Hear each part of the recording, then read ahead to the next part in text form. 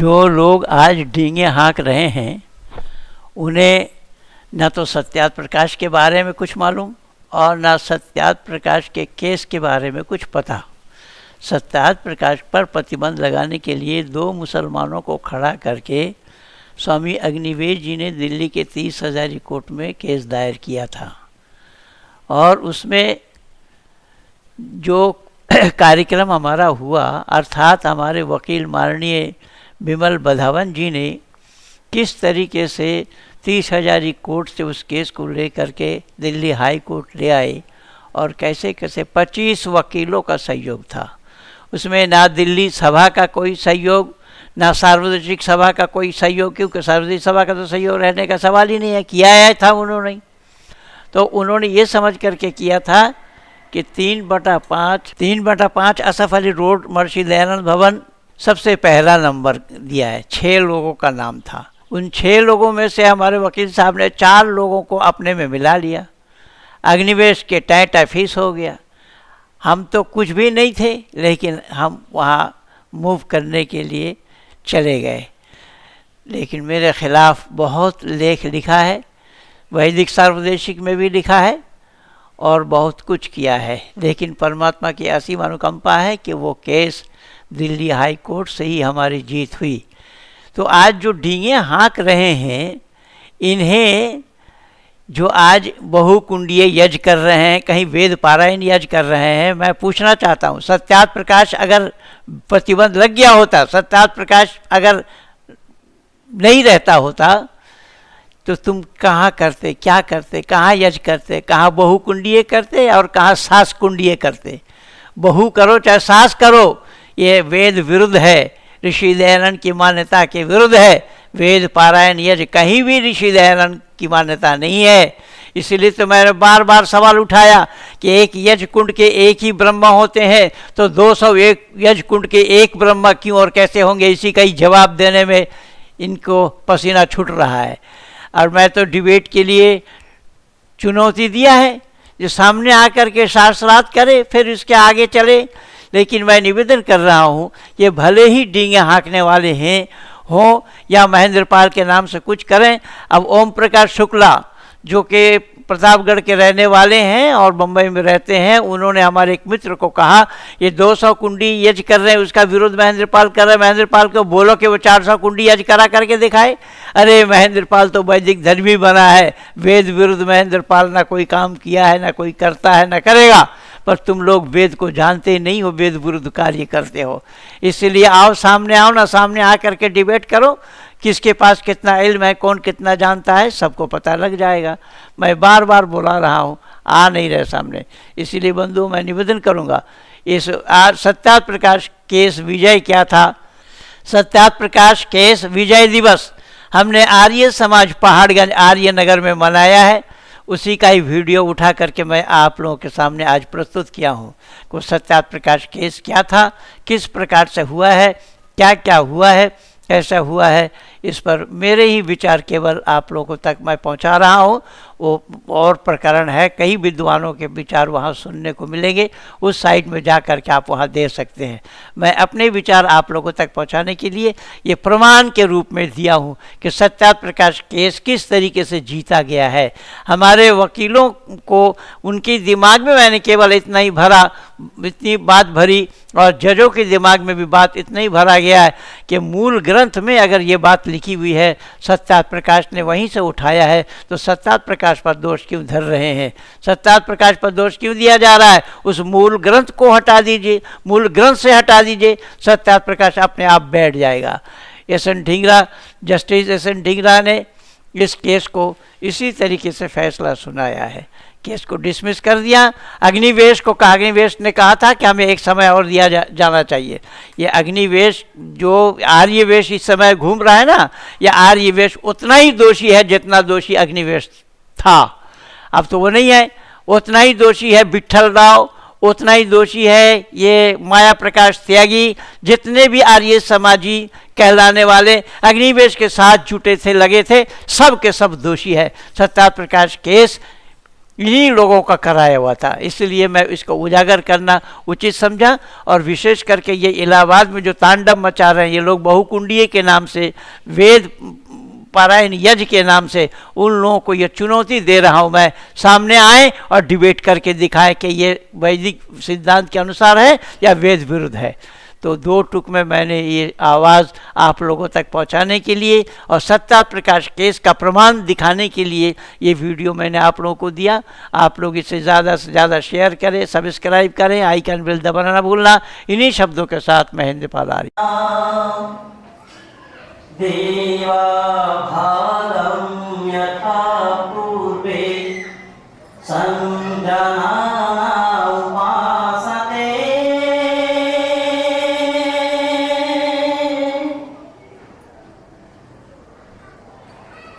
पूज्य बात मेरे बेटे को मानिए,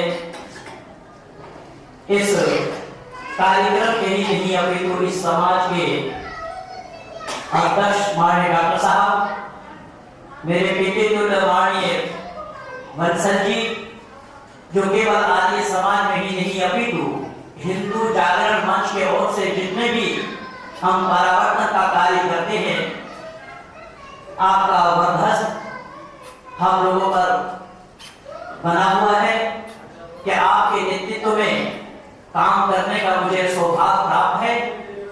ठीक इसी प्रकार से मुझे हमेशा प्रोत्साहित करने वाले, आगे बढ़ाने वाले, चाहे वह आर्थिक दृष्टि से हो और सामाजिक दृष्टि से हो, हमेशा मदद करने वाले ऐसे मेरे बेटे के बाबू मदन लाल की सैनी तथा सैनी परिवार, इस मंच पर आसित भाई आनंद पुरुषार्थी जी जो मेरे परम मित्र हैं, आप कई विषयों से एमए हैं, इनका कार्यक्रम नया मास में था, मैं उनको सूचना दिया और वो भी अपने कार्यक्रम दे करके यहाँ पर उपस्थित हुए हैं। मैं बड़ा ही शुक्रगुजार हूँ इनका। ऐसा आचार्य आनंद जी, जिनके विचार को अभी अभी आप लोग सुन रहे थे, इनके सानिध्य में मेरे भी दो पुत्र को पलने का सौभाग्य प्राप्त हुआ है। और श्रद्धाभाजन आचार्य वर्णी जी तथा मंच पर अन्य सभी विद्वत वर्ग, इस समाज के माननीय मंत्री जी, कार्यकर्ता और अधिकारीगण, विभिन्न संगठन और समाज से आए हुए सभी कार्यकर्ता और अधिकारीगण और सुप्रीम कोर्ट के माननीय वकील साहब, जिनके साथ मेरा परिचय हुआ और जिनका हाथ यूं रहा, जिनके साथ कई बार हमें बैठने का सौभाग्य प्राप्त हुआ है, ऐसे माननीय वकील साहब हमारे बीच में मौजूद हैं। केवल एक दो वकील नहीं, ऐसे 15 वकीलों का वरदहस्त रहा है हमारे इस केस के आधार पर। और हमारे अधिनायक के रूप में हमने पाया है भाई संजीव निवास जी को, जिसके विचार अभी आप सुन रहे थे। संजीव निवास जी, बदावन जी के पास हम दोनों मिलकर के गए। बदावन जी की हालात को देख करके मैं वाकई में बड़ा दुखी हुआ। जहां तक मैंने उनको देखा और पाया कि शायद उनके देवी जी के निधन पर इतना दुख उनको नहीं सताया होगा जितना कि सत्याग्रह प्रकाश के केस में उनको सताया। ये मैं सच्चाई बता रहा हूं। इसी प्रकार से टीम हमने बनाई और किस तरीके से कार्य किया वो मैं बाद में बताता हूं थोड़ी देर के लिए, लेकिन सत्याग्रह प्रकाश क्या है उसको पहले समझने का प्रयास करूंगा, क्योंकि सत्याग्रह प्रकाश से मेरा जीवन जुड़ा हुआ है। सत्याग्रह प्रकाश को अगर मैं न पाया होता तो फिर आप लोग मौलाना सैयद महबूब अली को महेंद्रपाल बना नहीं सकते थे। यह सच्चाई है। यह करामात, ये जादू केवल और केवल सत्याग्रह प्रकाश का है। जिस सत्याग्रह प्रकाश को मैं पाया था गुरुकुल इंटरपस के माध्यम से, जो आज इंटरनेट पर जगत पे हमारे कुछ नौजवान मित्र कार्य कर रहे हैं, जो बदल से भी आए हुए हैं, मेरे रिश्तेदारी अपने साथी संगियों को लेकर उसी गुरुकुल इंटरपस के आप पड़ोस में रहते हैं, उसी गुरुकुल इंटरपस के ही इंटरपस के माध्यम से हमें सत्याग्रह प्रकाश मिली। उन दिनों में मैं हिंदी का हाल ही जानता था और आज भी नहीं जानता हूँ हिंदी। मैं तो ऐसे ऐसे विद्वानों के चरणों में बैठ करके कुछ थोड़ा सा हिंदी सीखता हूँ। तो उस परवारा में मैं बड़ी मस्जिद के इमाम था और इमाम रहते हुए मैंने सत्याग्रह प्रकाश के 14 समुदाय को जब 3 बार पढ़ा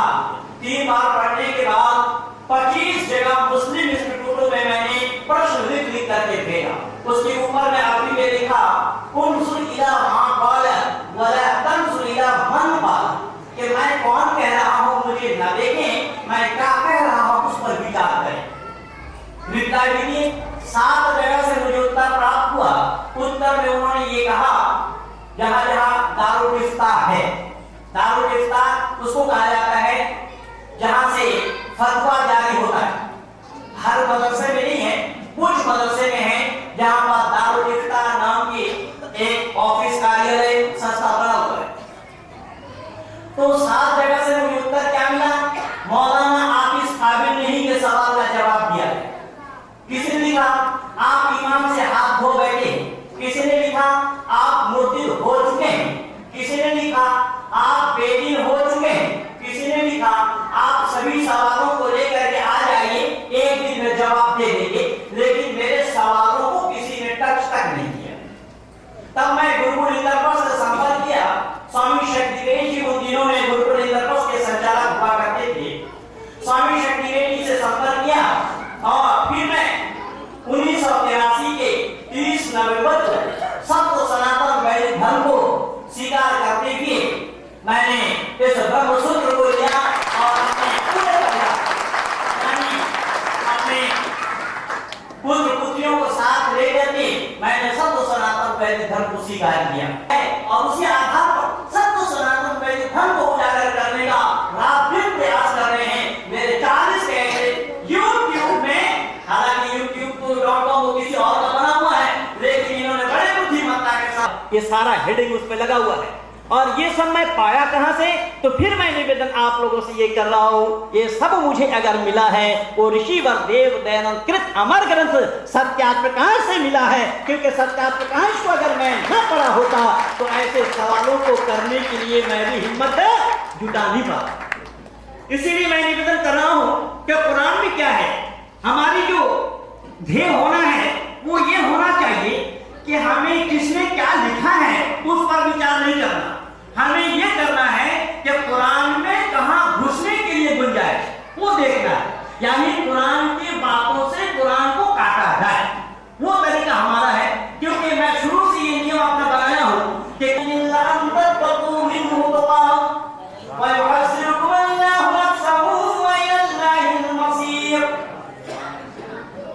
अल्लाह ने इसके फरमाया आप सामने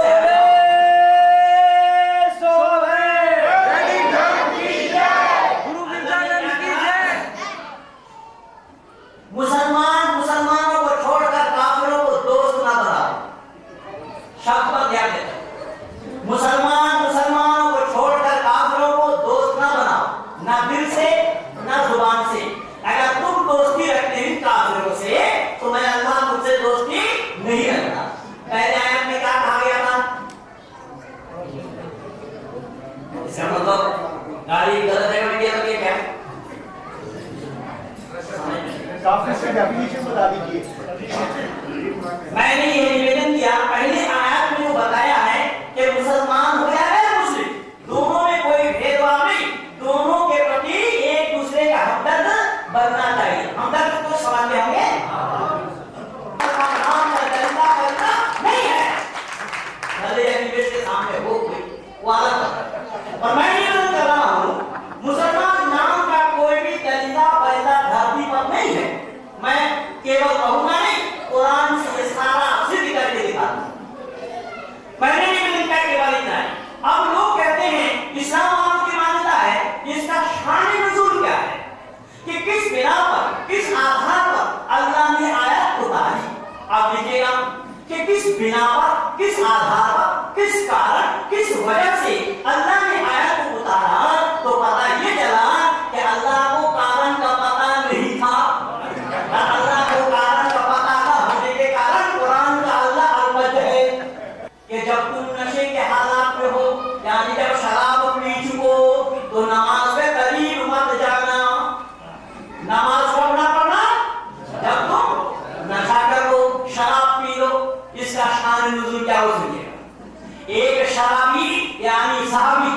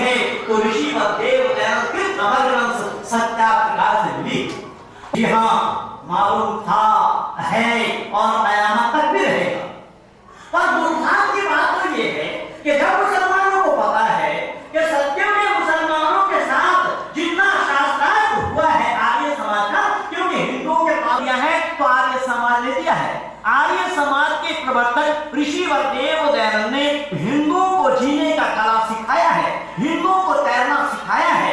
इसी तैरते हुए को यानी तैरना जो जानेगा वो डूबेगा नहीं। मुफ्ती मुकर्रम उस केस को दायर करने में नहीं है, क्योंकि मुफ्ती मुकर्रम को पता है कि तेरे किए गए सवाल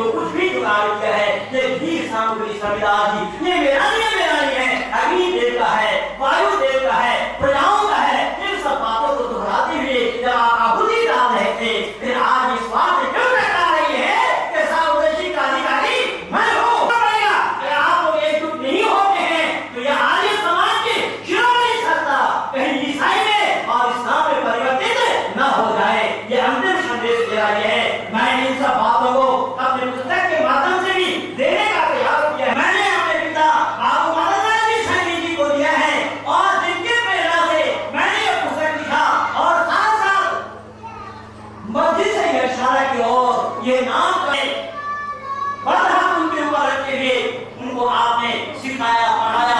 वेद में क्या है? डॉक्टर जाकिर नाइक से कल मेरा सवाल जवाब हुआ, कल क्या हुआ इसमें सारा दिया हुआ है। आज आइए समझ में अभी कौन वो भी मैं लिख चुका हूँ, इसीलिए मैं निवेदन कर रहा हूँ। मेरी दूसरी पुस्तक आ रही है वेद के रोशनी से कुरान गायब, वेद की रोशनी से कुरान गायब। वो दूसरी पुस्तक आ रही है जनवरी के भारत के भी हैं और विदेश के भी बहुत सारे मौलाना हैं जो लोग निरुत्तर हैं। डॉक्टर जाकिर नाइक का व्यक्तिगत पत्र हमने अब हमारी पत्र से यानी आर्य समाज आर्य नगर के पत्र से, क्योंकि आर्य समाज आर्य नगर से ही मैं जुड़ा हुआ हूँ बहुत पहले से। आर्य समाज आर्य नगर के अपने से आया ये है डॉक्टर जाकिर नाइक, ये कह रहा है कि वेद से प्रकाश मेरे पास मौजूद है, इसके सीडी और डीवीडी छात्र नाम से इन्हीं लोगों का लेख उसमें लिखता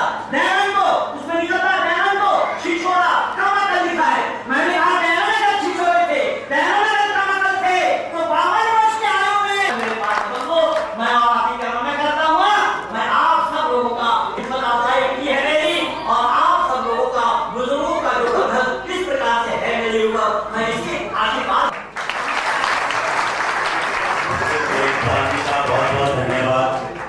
सबके अंदर संचार हो गए।